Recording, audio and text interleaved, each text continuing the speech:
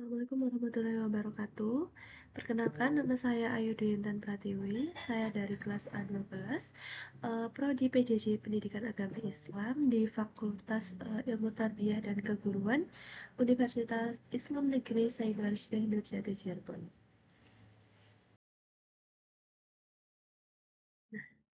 Dalam video singkat saya kali ini, saya akan sedikit membahas materi yang berkaitan dengan micro teaching ya. Di mana di sini kita akan membahas mengenai keterampilan mengelola kelas.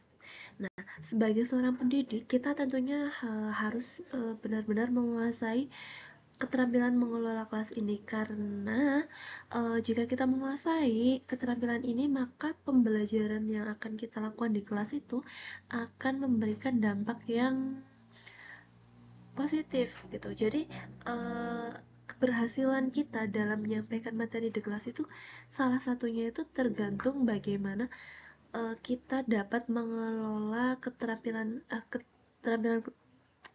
mengelola kelas ini dengan baik ya.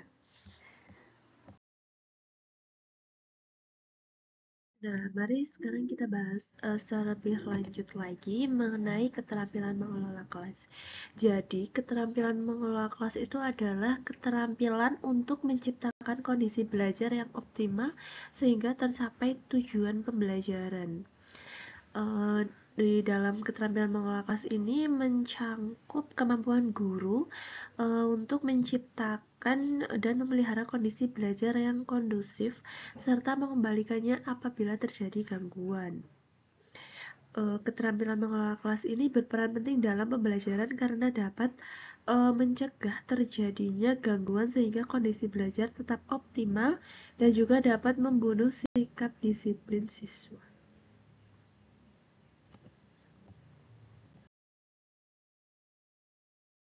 Nah, setelah tadi kita sudah mengetahui tentang pengertian keterampilan mengelola kelas, sekarang kita bahas mengenai sebenarnya apa itu tujuan dalam mengelola kelas itu. Jadi tujuannya itu dapat dilihat dari dua aspek. Yang pertama itu bila dilihat dari segi siswa.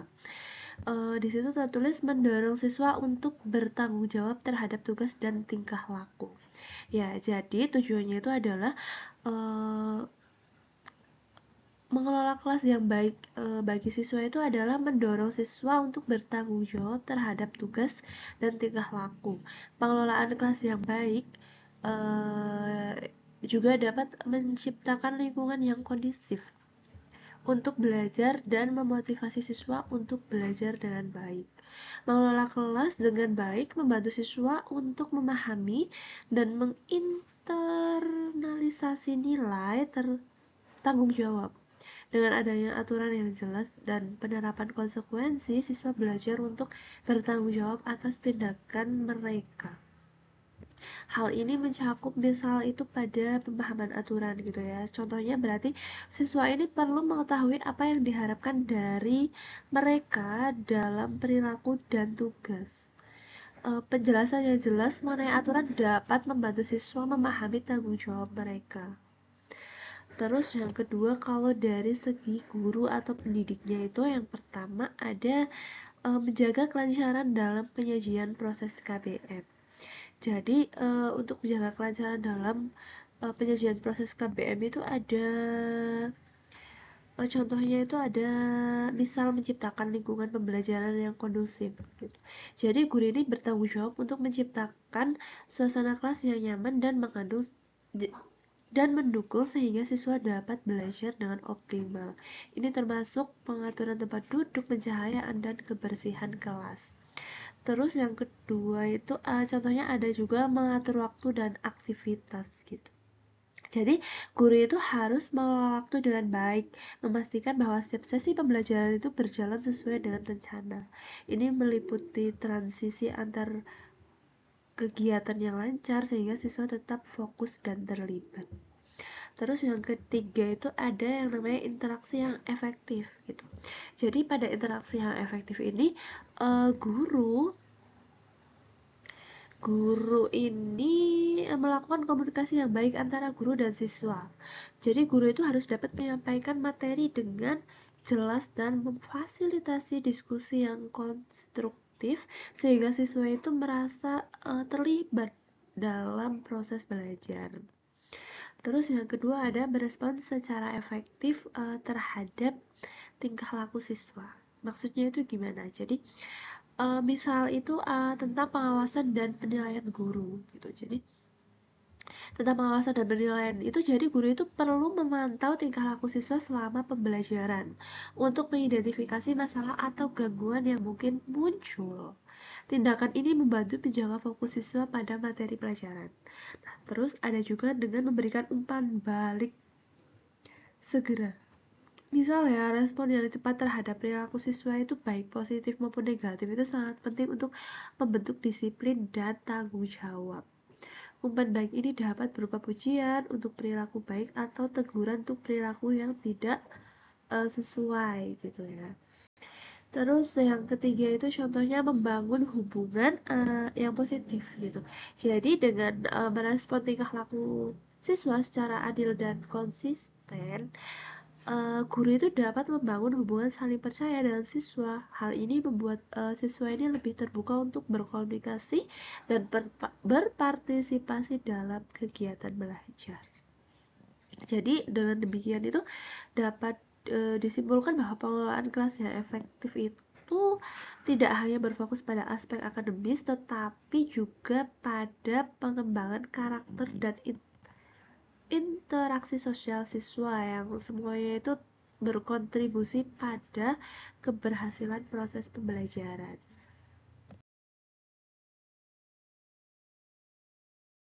Kita membahas mengenai tujuan dalam mengelola kelas.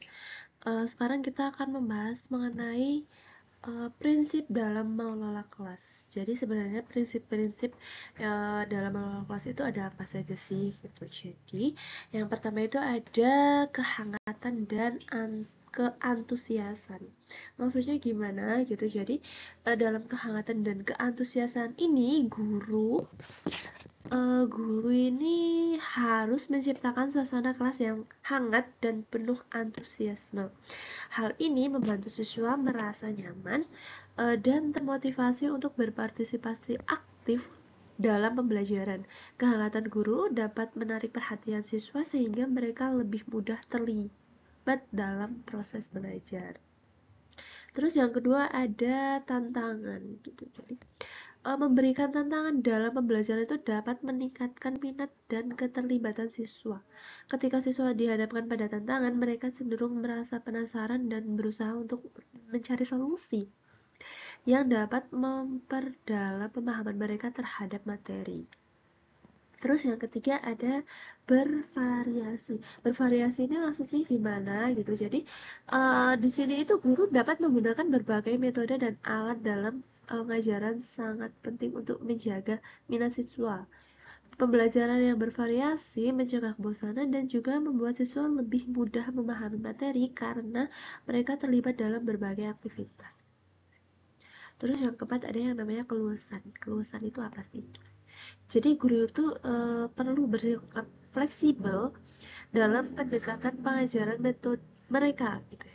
Kemampuan untuk menyesuaikan strategi sesuai dengan kebutuhan dan karakteristik siswa akan menciptakan suasana belajar yang lebih efektif dan nyaman. Nah, yang kelima ada penekanan pada hal-hal positif. Penekanan pada hal-hal positif ini fokus pada perilaku positif daripada negatif sangat penting ya dalam pengelolaan kelas. Dengan memberikan penguatan terhadap tingkah laku baik, guru dapat mendorong siswa untuk terus berperilaku positif, menciptakan iklim kelas yang mendukung. Terus yang keenam, yang terakhir itu ada yang namanya penanaman disiplin diri. Salah satu tujuan utama pengelolaan kelas itu adalah menanamkan disiplin diri pada siswa. Jadi di sini guru harus mampu menjadi teladan dalam hal kedisiplinan, sehingga siswa belajar untuk mengendalikan diri dan bertanggung jawab atas tindakan mereka. Gitu ya. Jadi kalau dengan kita sebagai pendidik atau guru untuk menerapkan prinsip-prinsip ini itu guru ini jadi dapat menciptakan kondisi belajar yang optimal meningkatkan efektivitas proses pembelajaran, dan membantu siswa mencapai tujuan pendidikan dengan lebih baik lagi. Seperti itu ya. Setelah tadi kita sudah membahas tentang pengertian, tujuan, dan juga prinsip tentang keterampilan mengelola kelas, terus selanjutnya kita akan membahas hal-hal yang mengganggu iklim KBM. Jadi ada beberapa hal yang mengganggu, dapat menjadi pengganggu pada saat kita melaksanakan KBM. Nah, yang pertama itu tidak adanya perhatian. Tidak adanya perhatian ini dapat disebabkan oleh beberapa faktor ya. Yang pertama itu kondisi lingkungan kelas. Kalau terkait dengan kondisi lingkungan kelas itu, misalnya ya, suasana kelas yang tidak nyaman atau terlalu bising dapat mengalihkan perhatian siswa dari materi pelajaran. Misalnya, jika ada siswa lain yang berbicara keras atau berkelahi, eh, ini dapat membuat siswa lain ini sulit untuk fokus ya. Terus misal ada juga yang berhubungan dengan minat dan motivasi gitu ya. Di sini itu contoh kasusnya itu siswa yang tidak tertarik dengan materi pelajaran itu cenderung tidak memberikan perhatian penuh ketika guru tidak mampu menyajikan materi dengan cara yang menarik. Siswa mungkin kehilangan minat dan fokus pada pembelajaran yang akan kita lakukan. Terus ada juga gangguan eksternal. Kalau gangguan eksternal ini merupakan faktor-faktor luar seperti suara dari luar kelas atau gangguan dari teknologi, misalnya itu HP gitu, penggunaan HP atau internet kayak gitu waktu di kelas gitu ya, juga dapat menyebabkan siswa tidak memperhatikan pelajaran. Terus yang kedua adanya perilaku mengganggu gitu ya. Uh, Contohnya itu kalau perilaku mengganggu di dalam kelas, yang pertama itu ada berbicara di luar giliran. Berbicara di luar giliran itu adalah siswa yang berbicara saat guru atau teman sekelas sedang berbicara dapat menciptakan kebisingan dan mengganggu konsentrasi. Terus misal meninggalkan tempat duduk tanpa izin gitu. Seorang siswa yang sering berdiri atau berjalan-jalan di kelas tanpa izin dapat mengalihkan perhatian siswa lain dari guru. Terus ada juga bermain atau menggoda gitu. Jadi tindakan bermain-main atau menggoda teman sekelas dapat juga menciptakan suasana yang tidak kondusif untuk belajar dan mengganggu proses KBM. Nah, terus ada juga menentang otoritas gitu. Jadi di sini tuh siswa menolak untuk mengikuti perintah guru atau berdebat dengan mereka dapat menciptakan ketegangan dalam kelas sehingga mengganggu iklim belajar secara keseluruhan. Jadi perilaku-perilaku ini jika ditangani dengan baik itu sebenarnya dapat berdampak negatif pada prestasi akademik siswa gitu ya. Jadi kalau dia emang muncul perilaku seperti itu dalam kelas, apabila memang dia itu tidak ditangani dengan baik, itu benar-benar akan membuat dampak yang negatif gitu, dampak negatif pada prestasi akademik siswa dan juga menciptakan lingkungan belajar yang tidak produktif. Oleh karena itu, penting bagi guru untuk menerapkan strategi pengelolaan kelas yang efektif untuk meminimalisir gangguan ini dan menciptakan suasana belajar yang kondusif. Nah, setelah tadi kita udah mengetahui ya beberapa contoh perilaku mengganggu di dalam kelas yang akan mengganggu iklim belajar sekali, itu kita di sini kita akan membahas mengenai teknik untuk mencegah terjadinya perilaku mengganggu di dalam kelas. Jadi tekniknya itu ada dua. Yang pertama itu menunjukkan sikap tanggap. Nah, di menunjukkan sikap tanggap itu yang pertama ada memandang siswa dengan seksama gitu. Jadi di sini guru harus secara aktif memperhatikan siswa dengan mengarahkan pandangan mereka kepada siswa yang berbicara atau berperilaku tidak sesuai. Hal ini menunjukkan bahwa guru peduli dan siap untuk memberikan perhatian yang diperlukan. Terus yang kedua ada mendekati siswa. Jadi ketika guru mendekati siswa yang menunjukkan perilaku mengganggu, ini dapat membantu menciptakan interaksi yang lebih personal gitu ya. Jadi pendekatan fisik ini juga menunjukkan kesiagaan guru dan memberikan kesempatan untuk membantu siswa yang mungkin mengalami kesulitan dalam belajar. Terus yang ketiga ada yang namanya memberikan reaksi terhadap gangguan. Jadi, guru itu perlu memberikan reaksi yang tepat terhadap gangguan yang muncul. Ini bisa berupa teguran halus atau peringatan yang jelas dan langsung kepada siswa yang mengganggu, sehingga mereka menyadari dampak dari perilaku mereka terhadap proses pembelajaran ya. Terus yang kedua ada membagi perhatian. Nah, membagi perhatian itu dibagi menjadi dua. Itu ada aspek visual dan aspek verbal. Dalam aspek visual, ini guru dapat membagi perhatian secara visual dengan mengalihkan pandangan dari satu kelompok atau individu ke kelompok atau individu lainnya selama proses pembelajaran. Ini memungkinkan guru untuk tetap memantau semua siswa tanpa kehilangan fokus pada kegiatan yang sedang berlangsung. Nah, terus yang kedua, aspek verbal. Nah, secara verbal ini guru dapat memberikan komentar, pertanyaan, atau instruksi kepada siswa meskipun saat itu sedang membantu siswa lain. Gitu. Jadi teknik ini membantu menjaga keterlibatan semua siswa dan memastikan bahwa mereka tetap fokus pada pelajaran. Nah, dengan menerapkan teknik-teknik ini, guru dapat lebih efektif dalam mencegah perilaku mengganggu dan menciptakan suasana belajar yang positif dan juga produktif.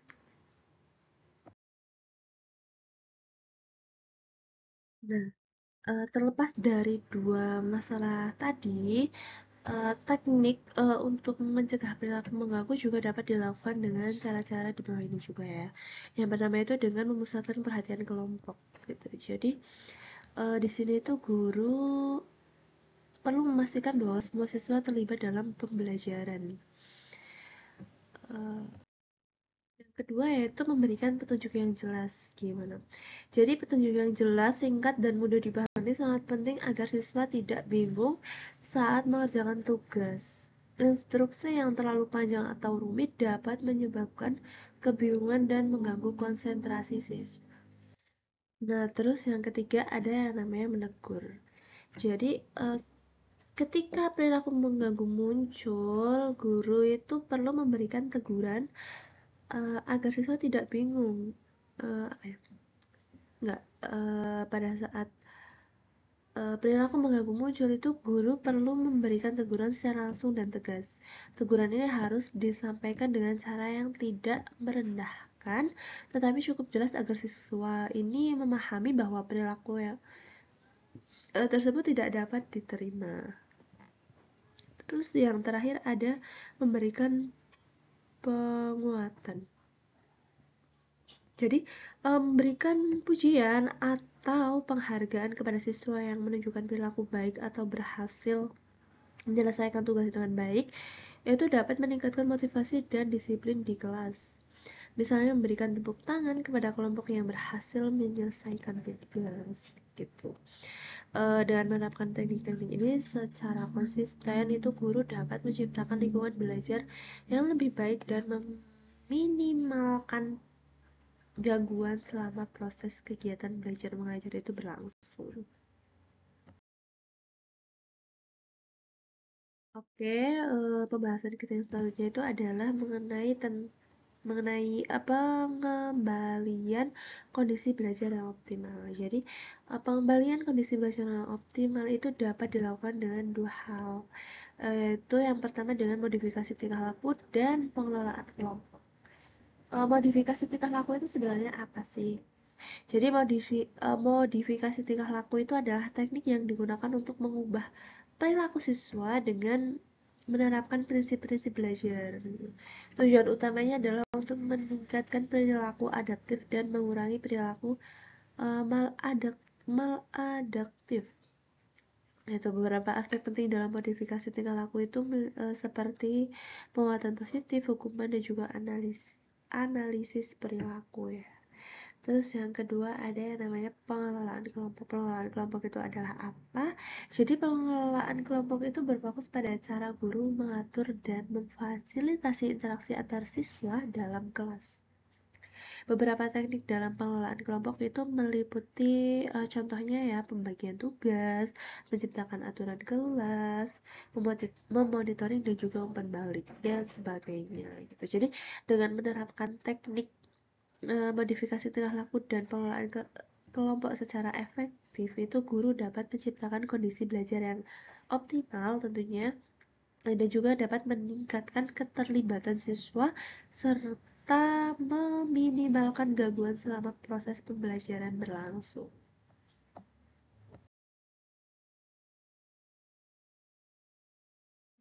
Di sini juga ada hal-hal yang perlu dihindari jika kita melakukan pengelolaan kelas ya. Dalam pengelolaan kelas itu terdapat beberapa hal yang perlu dihindari agar proses kegiatan belajar mengajar atau KBM ini berlangsung dengan baik dan efektif. Berikut ini adalah penjelasan sedikit ya mengenai hal-hal yang perlu dihindari. Yang pertama itu ada yang namanya campur tangan guru yang berlebihan. Gitu. Jadi campur tangan guru yang berlebihan itu dapat membuat siswa merasa tidak memiliki kebebasan untuk belajar secara mandiri. Ini dapat mengurangi rasa percaya diri siswa dan menghambat kreativitas mereka. Nah, dampak dari campur tangan guru yang berlebihan itu apa sih sebenarnya gitu? Jadi dampaknya itu siswa mungkin menjadi tergantung pada guru untuk semua keputusan dan tidak belajar untuk mengambil keputusan sendiri gitu ya. Terus yang kedua ada menghentikan penjelasan tanpa alasan yang jelas. Jadi menghentikan penjelasan secara tiba-tiba tanpa memberikan alasan yang jelas itu dapat membingungkan siswa dan mengganggu alur pembelajaran. Dampaknya itu apa? Jadi dampaknya itu siswa mungkin akan merasa kehilangan konteks atau tidak memahami materi yang diajarkan, sehingga mengurangi efektivitas pembelajaran. Terus yang ketiga ada ketidaktepatan memulai dan mengakhiri kegiatan. Jadi memulai atau mengakhiri kegiatan belajar tanpa perencanaan yang baik itu dapat menyebabkan kebingungan di kalangan siswa.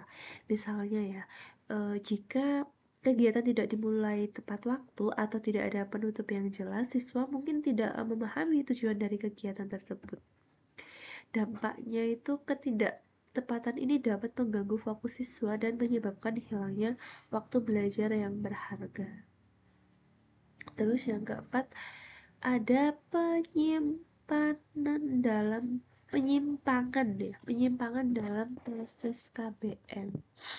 Nah, penyimpangan dalam proses KBM ini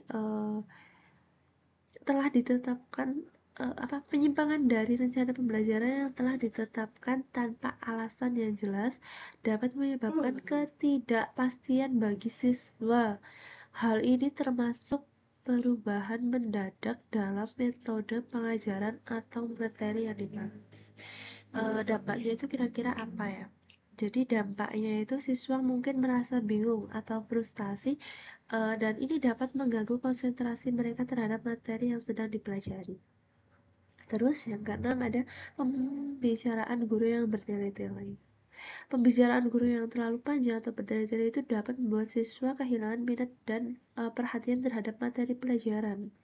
Ini termasuk menjelaskan hal-hal yang tidak relevan dengan topik utama. Jadi dampaknya apa kira-kira ya? Dampaknya itu adalah siswa bisa merasa bosan dan kurang terlibat dalam pembelajaran sehingga mengurangi efektivitas proses KBM. Nah, dengan menghindari hal-hal ini, guru dapat menciptakan suasana kelas yang lebih baik, meningkatkan keterlibatan siswa, dan memastikan bahwa proses pembelajaran berjalan dengan lancar dan juga efektif.